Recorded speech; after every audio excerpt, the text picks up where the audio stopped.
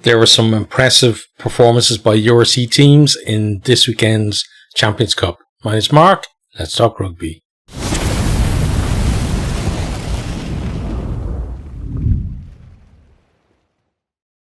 This weekend, as I said, a lot of impressive performances from some of the Euro-C teams, but I think the most impressive was Glasgow. And had I not worn their jersey in the preview for this round, I definitely would be wearing it right now as well. Just to rep them, and I'm so happy for them as well. But we're going to start, at the start of the weekend. We're going to go down through each of the games, not talk that much about them.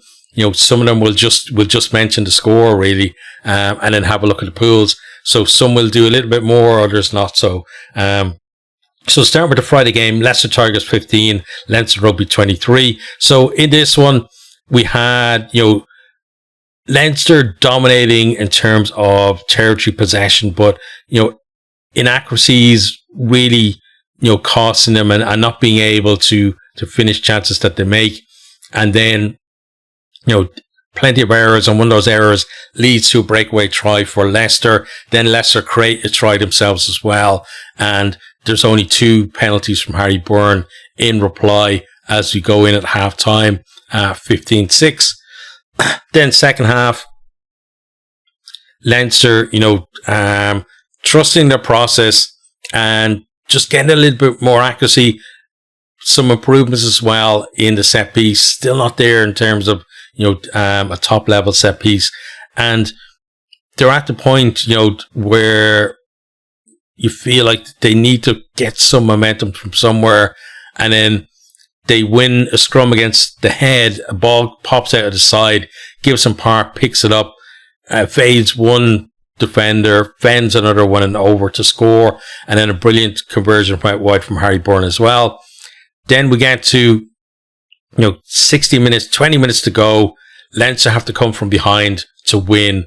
And this Leinster team, and when I say this Leinster team, I'm talking about all the ones that are starters for Ireland, like so the first team, have very little experience of actually getting to 60 minutes, needing to win the game and being able to actually go on and win the game. We do have examples of them being in that position and not winning the game. You just look back at the recent finals of this competition they've been in, and pretty much, all of those, they were in very similar positions there and weren't able to get it done. So the fact that they were able to do it, I think, is a big boost for them in terms of, mentality and keep that in the bank. But yeah, they were able to get another score, another try from Sheehan. They had a couple of penalties.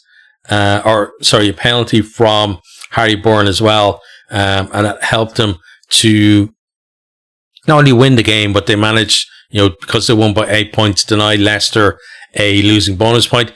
Personally, I feel like Leicester deserved the losing bonus point because of their performance, especially in that first half. But we've seen a lot this year where teams get out to a decent start, and then, there's that switch of momentum. And at this level in rugby, like physically, I think a lot of teams are very kind of similar in terms of the skill and the physical attributes of the players. But then it's the mental side of things that really can't sway things. You can see that the way Leicester, look to be very comfortable in that first half. And in the second half, then Leinster just nilled them and go on to win the game. And we've seen that a fair bit this season already in this competition. But, very good performance from Leinster. Is it like top draw from them, Top Gear or anything? Absolutely not. There's plenty for them to work on. And, those inaccuracies that were there, not just in the first half, we saw some of them in the second half as well. Set piece certainly needs to improve as well. But I think it's one of those things, if they can get those things right and have this kind of mental fortitude that they've had to find to win a game like this, then that's going to serve them if they can get themselves further into the competition. Okay, then we go on to the second game of the weekend, and that was THL Stormers 42, Stade Rochelais, so La Rochelle 21. And Stormers, for me, of the URC teams, including URC and Champions Cup, the most impressive team of the season. Unbeaten in the URC, unbeaten in this competition as well, and produced a brilliant performance here as well, winning 16-7 at half-time. And, second half, La Rochelle, a mini revival, I'd say, get themselves back within 7 points, but then the Stormers pull away, and, by kind of 25 minutes to go, Hallant is over for his try, and you feel like, okay, it's game done. Both teams score a try each after that. But yeah, you felt like the Stormers had the game wrapped up, and it's a brilliant, brilliant performance from them. And finally, it feels like we still have to be proved, but feels like we're going to see a South African team that can be absolutely serious in this competition and be a threat to anyone. Like, I feel like this Stormers team have it within them to make semi-final, final, or even lift the trophy at the minute. That's how good they are. And the only thing at the minute I feel is going to stop them is if they do what we've seen South African teams do before in this competition, where,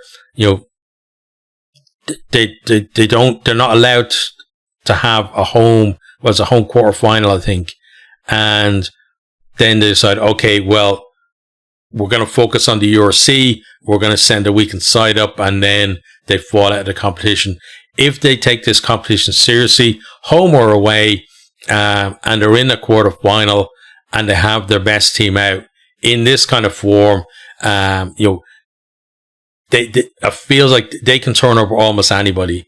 And once they get into semi-finals, then you can almost like smell the polish on that trophy for a final. And I think that will motivate them to go on further. And it really is what the URC needs.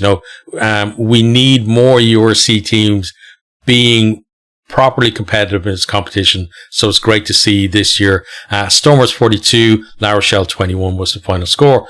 Okay, let's go to the third game of the round then, and that was Hollywoodbets Sharks 28, Saracens 23. And again, a seriously good performance, honestly. First half, it was a little bit kind of nip and tuck between the teams, and that happened. It continued in the second half as well. We have Khaleesi over for the Sharks, and then Teodan is over for Saracens. Then Spink goes in for Saracens, then Fassi is in before half time, so that the Sharks have that lead, going into the break. Then into the second half, then good start by the Sharks. Edwil van der Merwe over for a try, looking a bit comfortable. And then Grant Williams in for another try for them as well. And then we have Tom Willis scoring with 15 minutes to go, and end up then with I think a player each in the bin as well in that second half. And Saracens get themselves a losing bonus point, but it's still, a very good win for the Sharks, because they got that try bonus point as well. So it's a 5 to 1 in terms of the game points out of this. And, they're against a Saracens team who were starting, especially in the first round, but from their Premiership form as well, looking like they're going to be get to that point where they have been in the past, where they're a threat for semi-finals, finals in this competition as well. So for the Sharks to pull off that win, brilliant. Now we've got to see, how they go in the rest of the tournament, what kind of teams they send to their next away game as well. And again, they're a team you feel like if they take it properly seriously, they could be in there. We could have plenty of URC teams in the mix for quarterfinals, semi-finals, etc. Okay, and final score again, Hollywoodbets Sharks 28, Saracens 23. Okay, back on to the next game. So we got Clermont, Auvergne 14, Sale Sharks 35, and Sale Sharks, this is a decent win for them as well. Clermont, not as strong as maybe, like, they've never, especially in recent years, they've never been a team who you think, oh, like they're up there with a Bordeaux or a Toulouse or, any of the stronger French teams. But you always know that they take the competition seriously, and generally they don't get blown away, and they're very competitive at home. But this game, they start off, conceded a try in the first minute. Yes, they reply by 10 minutes, but they've conceded another 2 by halftime to trail 20 points to 7 at the break.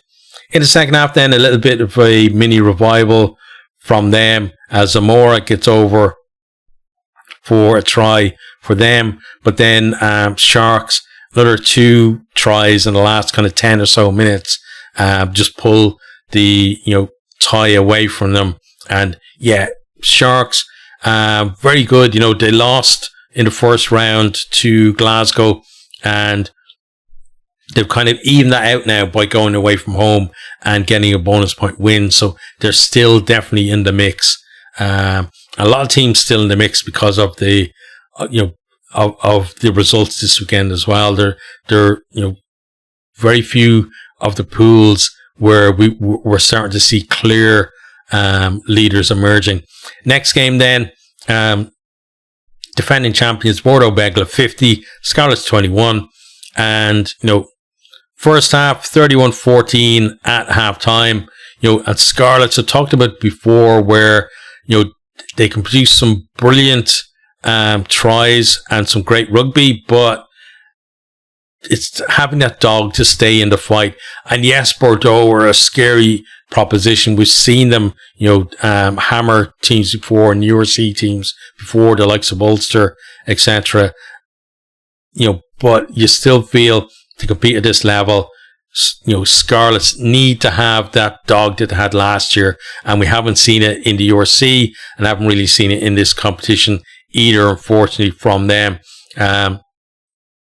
Second half, we see Bordeaux adding another 3 tries, and then 1 for Scarlets in that period as well. But Bordeaux in total get 8 tries in the game, and no match points for Scarlets out of it either. And the defending champions, again, just showing when they turn it on, there's very few teams that can actually live with them at this level.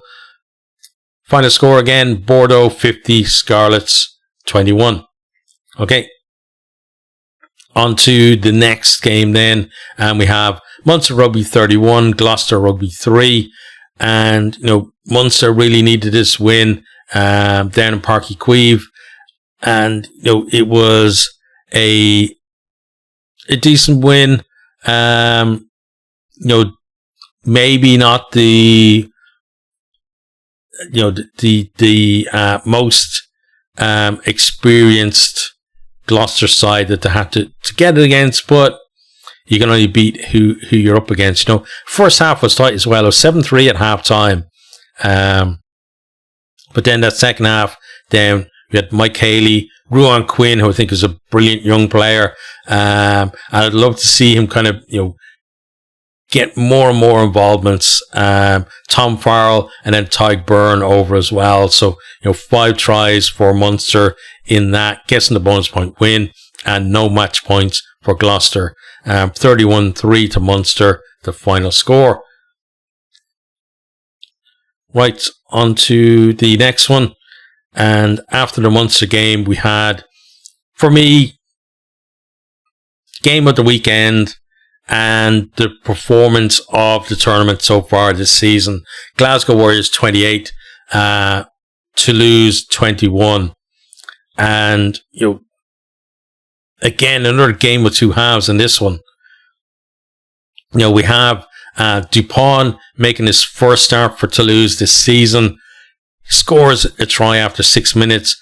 Then we have a double from Glasgow, and you're thinking, well, second half, Toulouse just looking for that fourth try to get the bonus point. Glasgow maybe somehow desperately trying to get themselves back within the losing bonus point territory, but not looking like they're going to get anything out of the game at all. And second half, then Glasgow turn it on. And I think I talked about this in the preview as well, is that both these teams could score tries in bursts, and that's what Glasgow did in that second half. They had,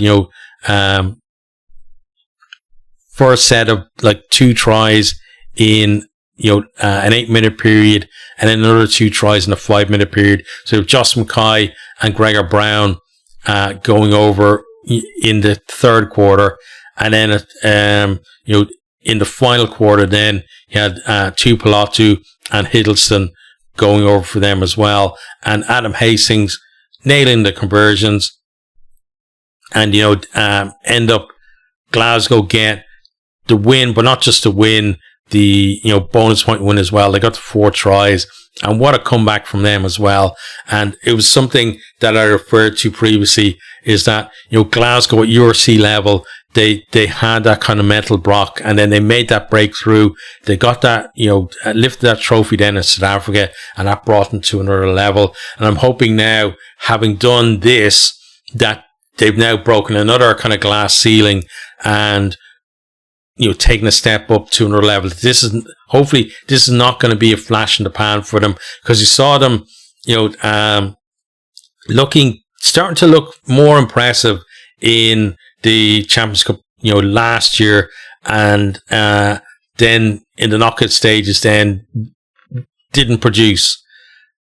Now, I'm hoping that this is something that is going to just be a platform for them, and basically, that they've got, more ambition and more belief that they can actually be a threat in this competition. Not just, it shouldn't just be, let's try and get out of the pool and then see how things go. It should be, let's, try to get home, round of 16, home quarter final, and, give it our all, and then potentially end up in a semi-final, because, I feel like that's where their ambition, whether they do it or not is another thing, but I feel like that's where their ambition needs to be, and that's where the standards they need to set themselves, that they can't be happy with potentially, finishing near the top of the pool and then exiting in the round of 16, or getting to a quarterfinal and then not turning up in the quarterfinal. It's okay to lose your quarterfinal, if you've given it your all, and it's just that the other team were the better team on the day. It was an epic, battle between the two of you. You made it a close run thing. You made them fight for their semi-final spot or wherever it was. Like, that is fine. But, getting to a certain level or a certain round and then just getting absolutely hockeyed, is not something I want to see from this Glasgow team anymore. I want them to basically go out on their shield, and hopefully we see that. Final score, Glasgow Warriors 28, Toulouse 21 in that one. Okay. Back to the other games then. So next then we had Harlequins 68, Bayonne 14. So this one, Bayonne sent over a second team, and I talked about it as well previously, that it was possible that they would start doing this already in the competition, and they got the hammering they deserved, honestly. Quins, 4 tries in the first half, Murley, Treadwell, Finn Baxter and Delgado, then 1 for Bayonne, Palouse, and then Tom Spring got a second try for them in the second half. But then second half, we have a double from Will Porter, then a double from Sam Bailey, Benson, and then Kieran Treadwell gets his second try as well. And yeah, just how many tries was it then? 10 tries for Quins in that one. Yeah, just an easy win for them. But the good thing is, when teams send over, opposition like that you really put them to the sword. And, it doesn't matter whether it's against, none of their first teamers are anywhere near the match day 23. It's still good for confidence. They have players who've now got tries or perform well in a Champions Cup game, and that's going to help them, keep them in good stead, I think, for the rest of the pool stage as well. Final score, Harlequins 68, Bayonne 14. Right, let's find the next one here. So after that one then, we had Castre Olympique 33, Edinburgh 0. So as good as Glasgow were, Edinburgh, we talk about them all the time, that, they're winning the first round, so inconsistent, you're almost sure that they're, not going to turn up. And it's not just losing, it's just not turning up, getting nilled in that second round. Not good to see there. And especially half time, it was 5-0. So it wasn't like they got completely kind of blindsided and then couldn't work their way into the game. There was a try on 12 minutes, and then no other score in that first half. And in the second half, though, Castre add 4 more tries, and just for me, a little bit too easy for them, honestly, against Edinburgh. And you would hope, again, kind of like Scarlets, a little bit more dog for them, a little bit more fight. But Castre Olympique 33, Edinburgh Rugby 0 in that one. Okay, and then I think we're on to the final game of the round. Just let me find the results here. No, we're not actually. We've got 3 more to go. So we have RC Toulon 45, Bath Rugby 34. So Bath, one of the most impressive teams in that first half. Just the way they blew Munster away, early doors in that game, and controlled it from there. Didn't let Munster get back in at all. And then this time, then they find themselves on the wrong side of the scoreline. And first half was close. We had try from Alanusi, I think it is, and Nacho Brex for Toulon, and then Ted Hill going over for Bath, and half-time, it's 18-13, Toulon just about in the lead. In the second half then, and Carreras, puts Bath back into it. He scores, and Finn Russell's conversion then, gets them really close, because we have a penalty from Garcia as well. So Toulon just about in the lead, I think, at that stage. I think they were leading by a point or something. And then, we have a period where it's a little bit back and forth. You have Dreen goes over for Toulon, then Green is over for Bath. Ludlam responds for Toulon, and then Hennessy in for Bath. So they get a try bonus point out of that. And, it looks like kind of coming down the stretch that, potential for an away win for them as well, or at least a losing bonus point. But then right to death, Bobigny gets over for Toulon's 5th try and takes away a losing bonus point for them. So Toulon with a 5 points win there, and Bath with that 1 point from the try bonus point. And a bit more, like Toulon, really, that performance there. Then on to the next one. Northampton Saints 50, Vodacom Bulls 5. And again, a team sending, a very weakened side and getting absolutely what they deserve. And I've said it before, whether it's URC or French or English, if you send a weakened team and you get absolutely hockeyed, no one to blame but yourself. And at the same time, I'm sure the coaches that picked that, and the whole organization picking that, they knew that was very possible that would happen, and they were willing to accept it anyway, because they know that, first of all, one, whether they're going to be able to compete on two fronts this year or not. And if they are, they know that they only need to reach a certain number of points to get through to knockout stages anyway. And if you're a South African team, you're thinking, well, the way the rules are, we're going to end up being away at some stage anyway in those knockouts. So are we really as motivated as other teams, to have home ties in knockouts? So you can see all the reasons for it. But again, if you do that, you deserve what you get. So we had one try from the Bulls. That was Jacobs in the first half. And that was it. That was their only score in the game. Then for Saints, we had Slight Home, Hendry, Slight Home and Hendry in the first half. Hendry in the second half then completes a hat-trick. Pollock gets over, Coles, and then Kemeny right at the death to blow it to score it a little bit more. And full-time score, Northampton Saints 50, Vodacom Bulls 5. And Saints, the most consistent English team in this competition over the last kind of 3 or 4 years. And they've been thereabouts in terms of potentially getting their hands on this trophy. And you feel like it's not something that's inevitable, but you feel like this year they probably will have another chance to potentially get into a final and come away with the win and the trophy. But there's still plenty of teams in there with the same ability as well.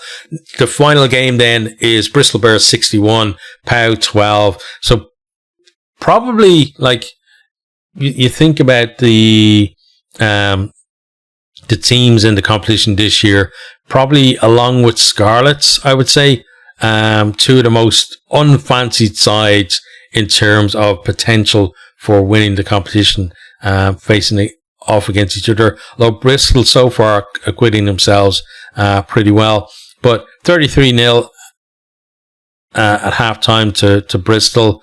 There are a couple of tries from Browbury for POW in the second half, but Bristol pile on a heap more points themselves. They got 5 tries in the first half and then another 4 in the second half, 9 tries altogether. And by the time POW were going over for their tries, the game was absolutely done and dusted. Final score, Bristol Bears 61, POW 12. So those are the results from the weekend. We're now going to have a quick look at the pool tables. So starting with Pool 1, we've got Glasgow Warriors leading the way there, and they should be absolutely proud of that. But they should also remember, you got yourself in that position. Do not throw it away now. You've got to, back that up. Win at least your final home game, and then give it your all to try and make it 4 wins out of 4 as well, and top the pool. They've got an absolutely brilliant chance to do that. Now just go and do it. Don't do what I think last year they had a great chance as well to top their pool, and they kind of fluffed their lines a little bit on it. Saracens there in second, Toulouse in third, and Sale Sharks in fourth. All those teams on 6 match points. Then the Sharks in fifth with 5 points, and Clermont, the only team with no points there at the bottom of the table. So, at the minute, Glasgow obviously in the box seat to go through, and then it's 3 from 4 really of the teams below them. Clermont could rally in the second half again, because they tend not to kind of throw their games, as it were, with weakened teams towards the end of the pool stages. But we'll have to see whether they can. Obviously, they're at this stage. It looks like because of the way so many other teams have already got a win, that just a single win is absolutely not going to be enough for them to qualify. We have seen other teams do that, but I think they're probably going to need 2 wins realistically to qualify. On to Pool 2 then. So we've got Bath Rugby leading the way there, but no team has won more than one game in this pool, and every single team has won one and lost one. So Bath at top with 6 points, and then every other team, Castre, Olympique, Munster, RC Toulon, Gloucester Rugby, and Edinburgh Rugby with 5 points. So now this pool has turned into a 2-game sprint, really, for those places, and it's anyone's game really to get through. I'm obviously hoping Munster and Edinburgh can produce that, in those last two games and get themselves through. But, it feels like at this stage, at least, that in this pool, you're probably going to see the team with, in 5th place with the highest number of points out of all the pools, dropping into the Challenge Cup. Certainly that's what it looks to be set up to happen. Next then, on to Pool 3. So with the Stormers leading there and Leinster in 2nd place, both on 9 points. So URC 1-2. Then we have Quins in 6th place, La Rochelle in 4th, or Quins in 3rd place, on 6th.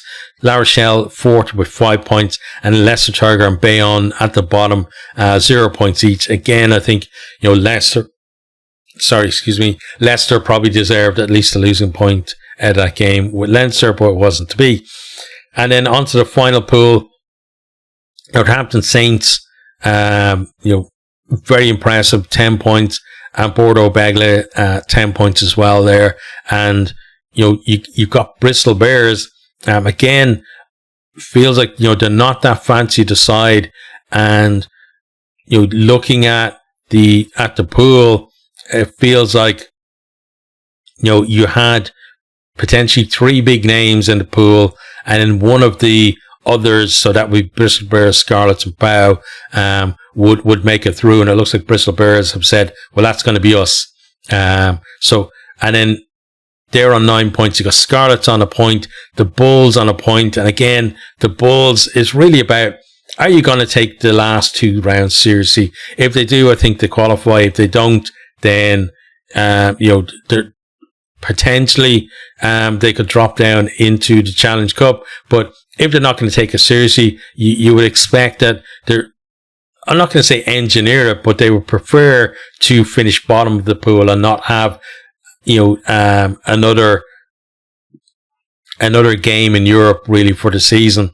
So it's going to be, I think, a lot rests on their attitude in their final two pool games, about who of those bottom 3 is going to qualify along with the top 3. Because certainly the top 2 absolutely going to qualify. Bristol, one more decent performance away from going through with them as well. Okay, so that is our look at the weekend in the Champions Cup. I think I'm going to do Challenge Cup tomorrow rather than today. And, I know a bit late. Normally I do both of them on a Monday. But, yeah, I've kind of had stuff on today. But we've got a break in Champions Cup now. We're going to go into URC stuff. We're obviously going to be covering that. And then we come back in January then for those final 2 games. But, a lot of these pools are kind of finely poised. And it should be, a lot of time in this competition in recent years, we haven't had that much excitement in the final 2 rounds. It looks like maybe we're going to have a little bit more this year. Fingers crossed that comes true.